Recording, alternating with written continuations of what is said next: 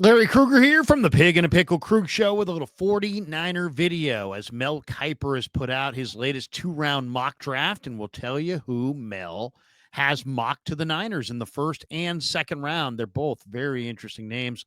We'll touch on it next. But of course, first, we're brought to you by Pig and a Pickle, the best barbecue in all of Northern California. Check them out. They're in Emeryville. They're in Corte Madera. They're open 7 days a week from 11 a.m. till 8 p.m. or until they run out. Pig and a Pickle, the best barbecue in all of Northern California. And this video is also sponsored by LearnKeys Upskill Academy, an online learning platform designed to get you job ready in 6 months or less. Whether you're interested in IT, cybersecurity, marketing, could be any high demand field. They offer over 30 certification programs to help you take that next step in your professional career. They've been in business for 37 years. They've helped over 200,000 students. They place over 100 graduates in good paying jobs each and every month. LearnKey Upskill Academy. And while you're leveling up your career with LearnKey's Upskill Academy, why not test your football brain as well? We're teaming up with LearnKey for a special April NFL Draft contest where you can predict the top 12 picks in the 2025 NFL Draft for a shot to win a $100 Visa gift card. It's totally free to enter. Just fill out the Google form linked in the description with your predictions for picks 1 through 12.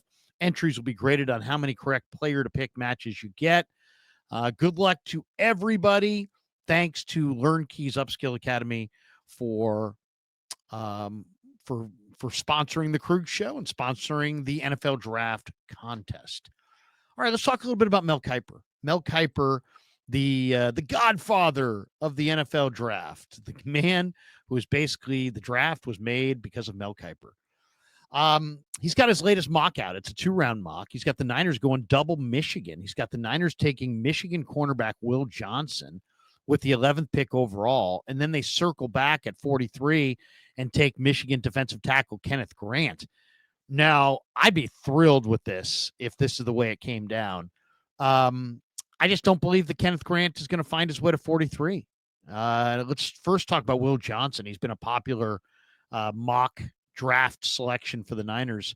Niners, of course, said goodbye to Mooney Ward in free agency. They loved Mooney Ward, but they couldn't really afford him. They paid Demo Lenore. Mooney had some bad vibes from how, the things that had gone on that had nothing to do with the 49ers just when he was here in the Bay Area and just really wanted a new change of scenery, and Niners couldn't afford to pay him anyway. So actually made his departure a little bit easier to kind of stomach for everybody, I'm sure.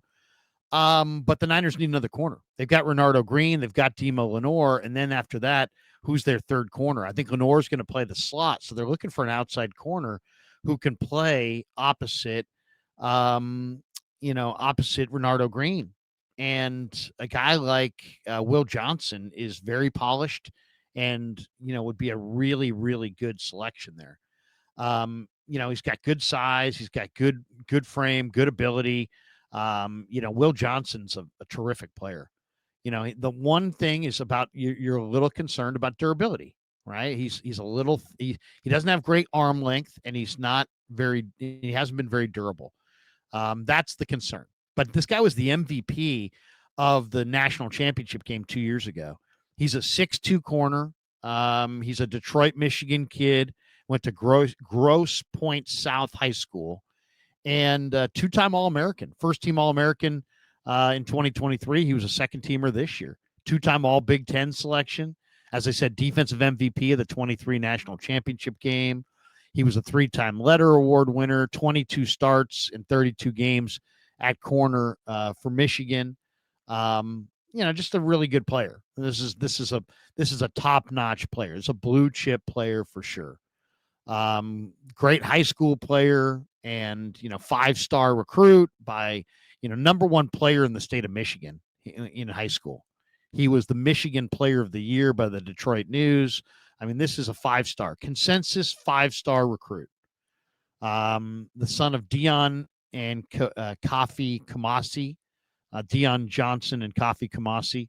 His father was a defensive back at Michigan and was part of 3 Big Ten winning championship teams in the 90s. He enrolled at the College of Literature, Science, and Arts, majoring in general studies. So just a tremendous football player. He's got a little bit of shorter arms. I kind of like Jedi Barron a little bit more. Will Johnson, as I said, didn't play a lot this year, but he's a blue chipper.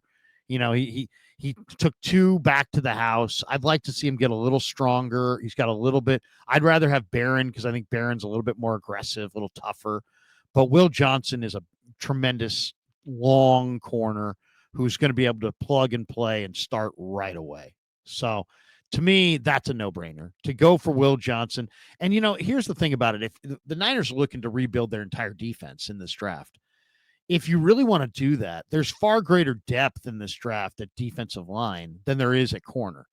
I mean, Travis Hunter's the number 1 corner. Then you have Will Johnson, Jedi Barron, and then I think there's a little bit of a drop-off. Okay, then you go to Chavon Ravel Jr., who's an awesome talent from East Carolina, but he had a knee injury. He's coming off an ACL. Then you got Trey Amos from Ole Miss, Maxwell Hairston, who's the fastest of the group, ran in the 4.2s.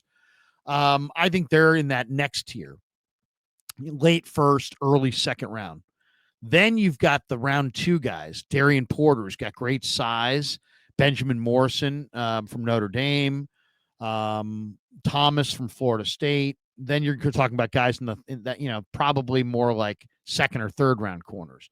Then there's a little bit of a drop off. Now you're talking about 4th or 5th round. Zoff Frazier, Jordan Hancock, Noel Williams, Caleb Ransaw, Denzel Burke, Kobe Bryant. I'm thinking, late, probably early 4th round to mid 5th round. So Zy Alexander from LSU's in that group.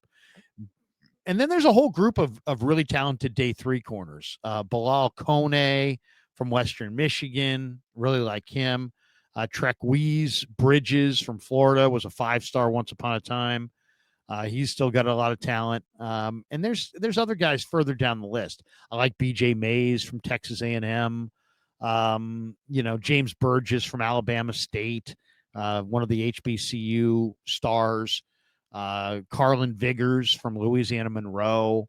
I mean, there's some good players for sure, but it's not the deepest cornerback draft. And if you could get a true number 1 corner like Will Johnson in the first round, maybe you do it. Maybe you do it just because supply and demand says that, there aren't a lot of guys like Will Johnson out there.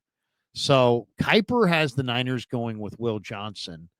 And let's take a look at how he has his mock draft. Okay, so this is what Mel's going with in front of the Niners 1 through 10. He says the Titans at number 1 are going Cam Ward. Brian Callahan, the Titans head coach, says we're open to everything at this point, but unless they get a massive trade offer, they're going to go with Cam Ward. Will Levis played behind a really bad line the last couple of years. The last year. But Cam Ward's just much better. He's an alpha. He's a leader. He's got a good arm, accurate. He's a little reckless with the football, but Cam Ward is far and away the best quarterback in the draft. They need a quarterback. They've improved their offensive line. So Cam Ward is the pick. All right. So I agree with that. Then at 2, Mel's got Cleveland taking Travis Hunter over Abdul Carter. And I understand that as well. I think Hunter is a better, cleaner prospect than Abdul Carter. Abdul Carter's been arrested 3 times. Abdul Carter's got a shoulder injury. He's got a foot injury. There's concerns.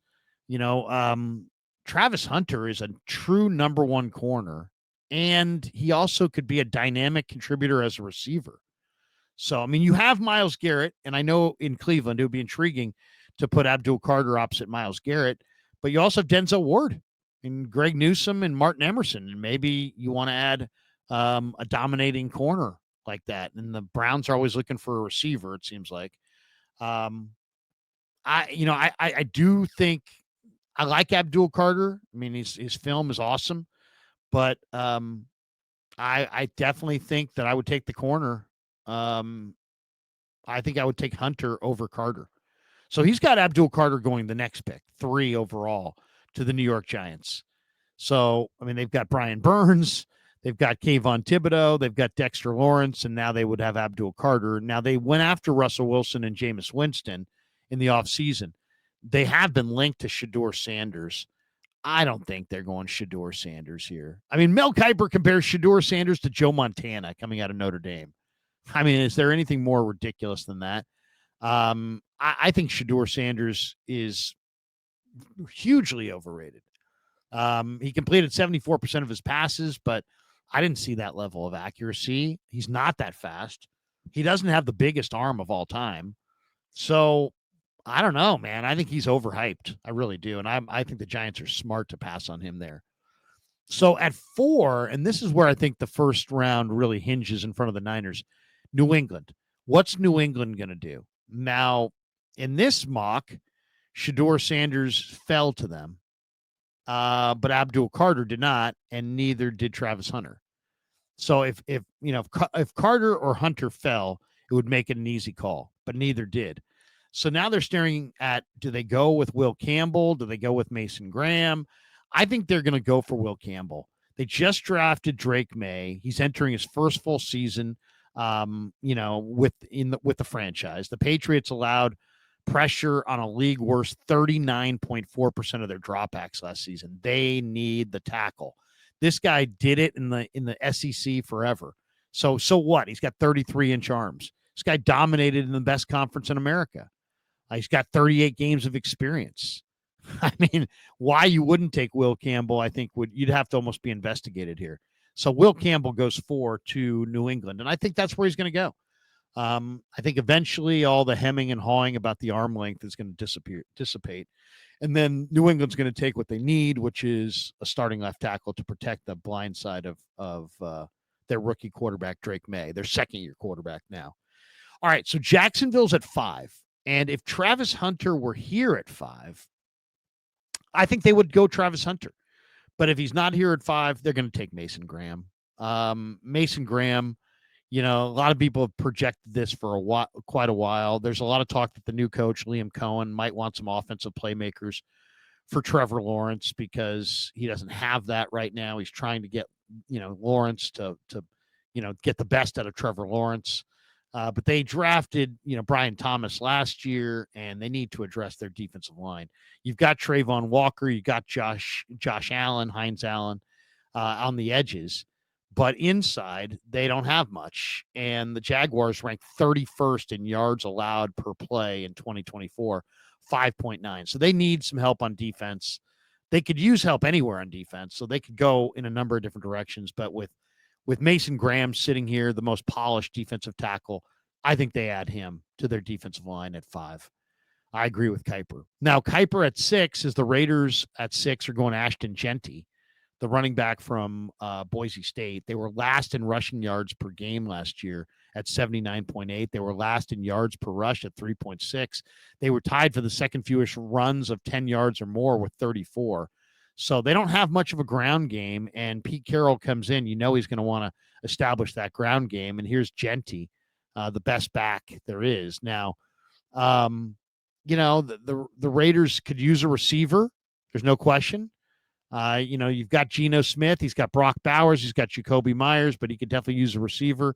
But I think they want to run the ball, and I think they're going to go Genty. Now, they may trade back from 6 with somebody who's willing to trade up to get in front of the Jets.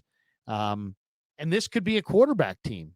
Jackson Dart, there's a lot of talk that the Raiders or Jets could go for Jackson Dart from Ole Miss in that late, top 10 range, 6 or 7. And if you want to get Jackson Dart, you're the Steelers, you might have to trade up in front of the Jets, in front of the Raiders. So, or with the Raiders. And maybe if you're the Raiders, if you really do like Genty, maybe you feel like you could move back 5 or 10 spots and still get him. Or maybe you like him and Omarion Hampton similarly, and you have him rated in a similar spot. So the Raiders are always a wild card. They're a little bit unpredictable. I think they want Ashton Genty. I think they want to trade back and take him a few more picks later. So, if Jacksonville went with a different player and Mason Graham was there, maybe the Niners would trade up with the Raiders from 11. But in this mock, Kiper has Genty going to the Raiders at 6. Now at 7, he has the Jets going with Armand Membu. Membu is, started 30 games at right tackle. They need a right tackle. It would make a lot of sense. They drafted Olu Fashanu to man the left side. They signed Justin Fields, who's got the league's second highest sack rate since he was drafted. So their offensive line, if it's going to work with Justin Fields, you got to have a good O-line. So a lot of people have projected Tyler Warren to the Jets. here at 7. But Membu is still on the board, and offensive tackles usually take precedent over tight ends, and offensive tackles take precedent over tight ends. And this mock as well, because Mel's got Membu to the Jets at 7. I think that's probably where he goes. That's probably, he might go 4 to New England, but I think the tackles maybe go right there. Now, Carolina at 8 is also a wild card. Mel has him taking Jalen Walker, the linebacker from Georgia, but I think there's a chance they go Mikael Williams or Shamar Stewart, who, a little bit more, actual defensive end body types. So it's interesting. I mean, Walker is an awesome player. I love him. Super explosive defender, versatile. I think he's an off-the-ball linebacker. I really do. I think he's an off-the-ball linebacker with sideline-to-sideline speed, unbelievable accountability. I see a Patrick Willis. I see a Patrick Willis type player in Jalen Walker.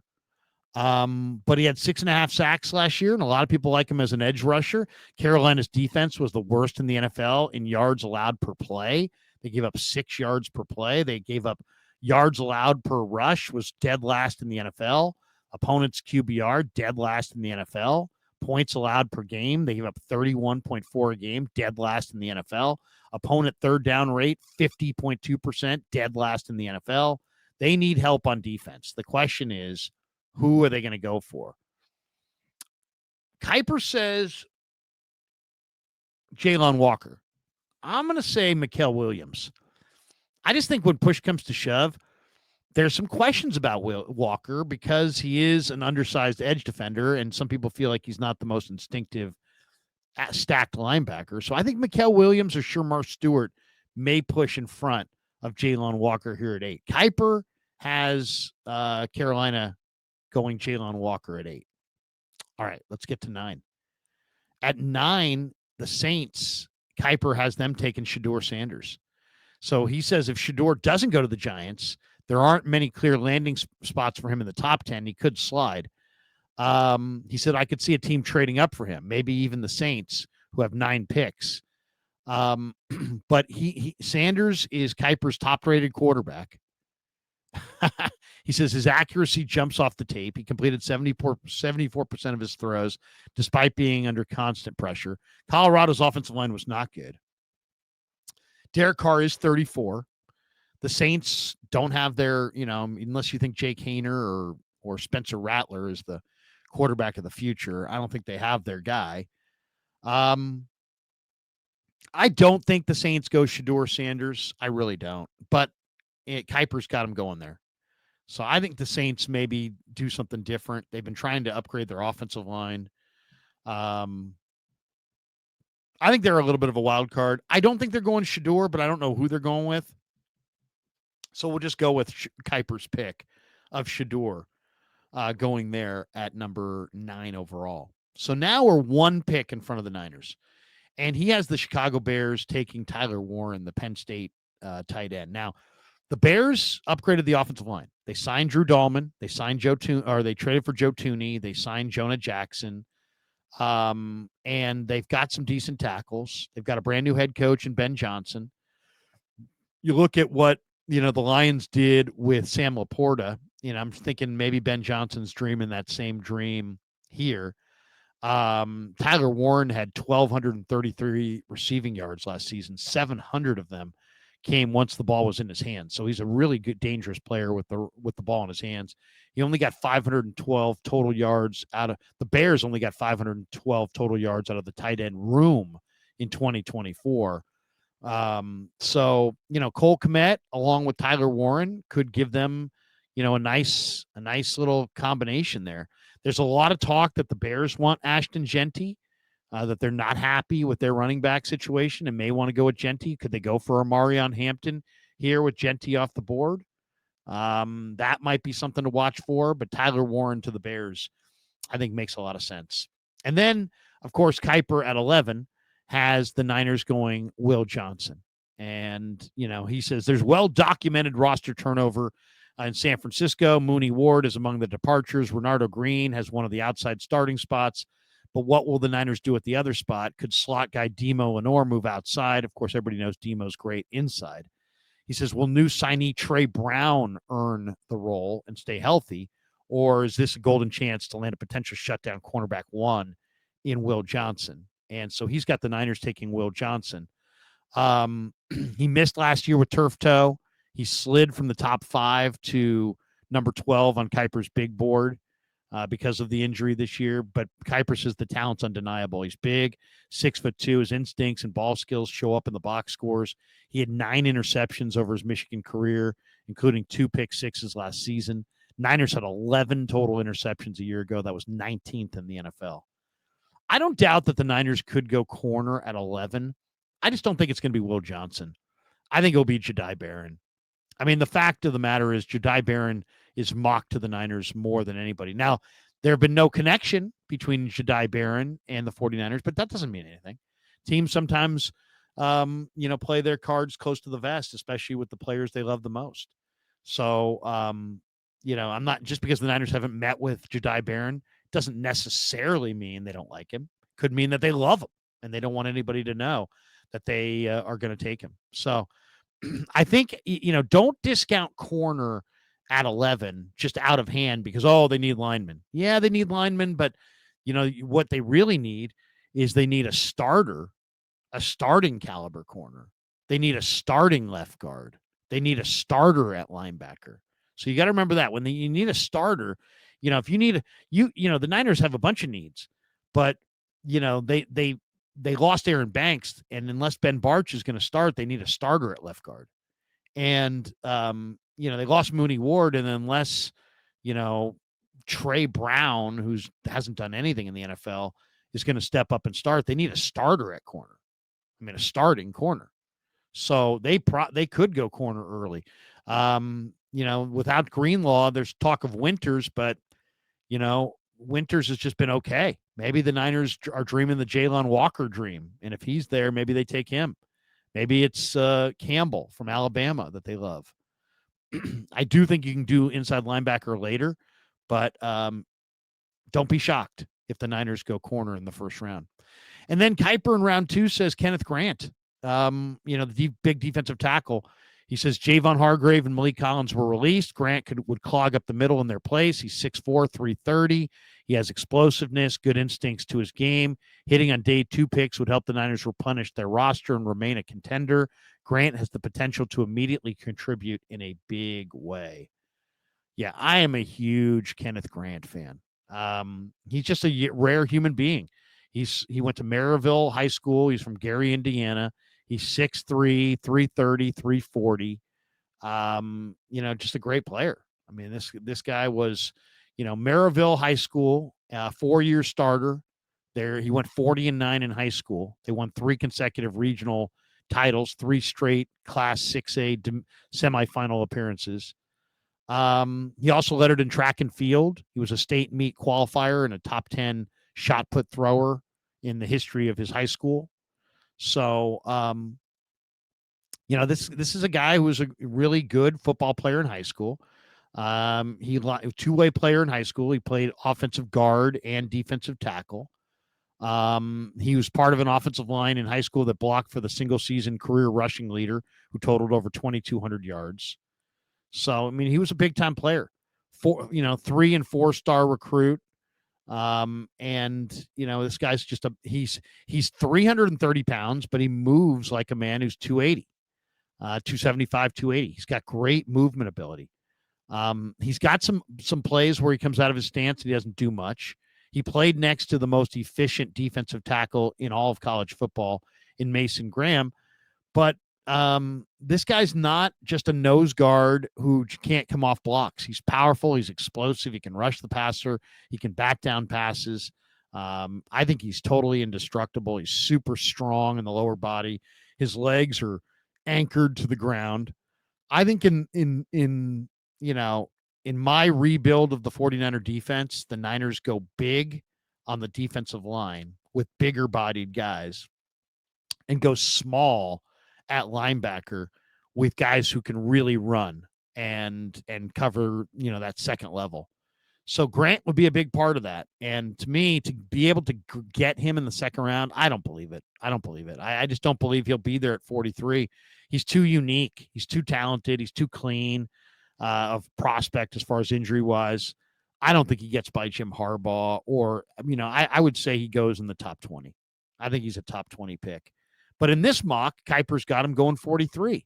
And if the Niners get a true number one corner in Will Johnson and come back with a monster like Kenneth Grant in round 2, I don't know that there's a better way that you could start your mock draft than that. So I'll give that an absolute A across the board. No doubt in my mind. That is an absolute A. All right. Thanks to Pig and a Pickle for being the title sponsor of the Krug Show. Thanks to LearnKeys Upskill Academy for sponsoring this video. And thanks to all of you guys for supporting the Krug Show on YouTube.